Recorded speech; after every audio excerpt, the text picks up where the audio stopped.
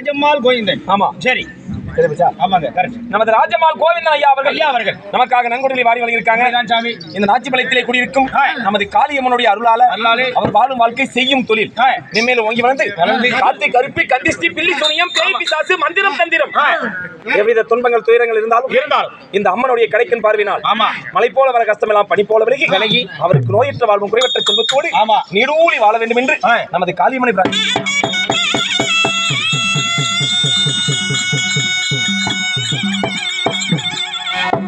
என் பெயரோ உங்களுடைய பெயரோ என்ன சாமி? உங்க பேரு? பூலோகம் பூலோகம் புவர்லோகம் புவர்லோகம் சுவர்லோகம் சுவர்லோகம் பூலோக புவர்லோக சுவர்லோகம். இவ்வளவு பொறுமையா வேகமா சொன்னா எப்படி சொல்றது? ஜனகணமான கதை கீழே விழுந்தா என்ன கதைன்னு பொறுமையா சொல்லு. ரயிலுக்கு போற பூலோக புவர்லோக சுவர்லோகம் அதேதான். தனலோக தவலோகம் மனலோகம் தவளோகம். ஏங்க அந்த குளூர்ல அது மட்டும் சும்மாவாக்கும். ஈரேழு 14 புவனங்களில் வாழ்கின்ற ஈரேழு 14 புவனங்களில் வாழ்கின்ற 4 திக்கு 8 கோணங்களில் வசிக்கின்ற 8 திக்குகள் வசிக்கின்ற அமரரும் சித்தரும் சித்தரும் தைத்தியரும் சித்தரும் தரித்தியரும் கென்னரும் கிரணரும் ஆகாயவாசிகளும் அந்தர ரிஷிகளும் போக பூமிகளும் வேதையரும் இஞ்சையரும் சீக்கையரும் கோதையும் எல்லாருக்கே கண்டு சொல்றது என்ன போதையும் வேதையரும் இஞ்சையரும் சீக்கையரும் பூதையரும் போற்றுபடியாகிய மகோவீரவரதாமனாகிய நகண்ட மொழி தரித்த மன்னன் குதிரை குச்சியில் குத்தி குளத்தில் குபீர் என குதித்து எழுந்ததை போல குதிரையில குழாயில குத்தி குபீர் குதிரை 8 வச்சு முடிக்காமி. நான் அப்படியே சொன்னேன். நீ அப்படியே சொன்னீங்க. நான் சொல்வதை போல சொல். நீங்க சொல்ற மாதிரியே சொல்றேங்க. நகட மொழி தரித்த மன்னன் குதிரை குச்சியில் குத்தி குளத்தில் குபீர் என குதித்து எழுந்ததை போல. நான் என்னைக்கு சாமி சொல்றது இவ்வளவு பெரிய பொறுமையா ஒன்னொன்னா சொல்லுங்க, புடிச்சுக்கிறேன்.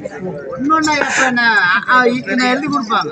எனக்கு என்னமோ மண்டையில இங்க எழுதி கொடுத்துட்டு எழுதி கொடுத்தா எப்படா நடத்துறதுடா ஒக்கால. இல்ல வேணாம் சாமி. இல்ல தேவாதி தேவர்கள் போற்றுபடியாகிய பெயரோ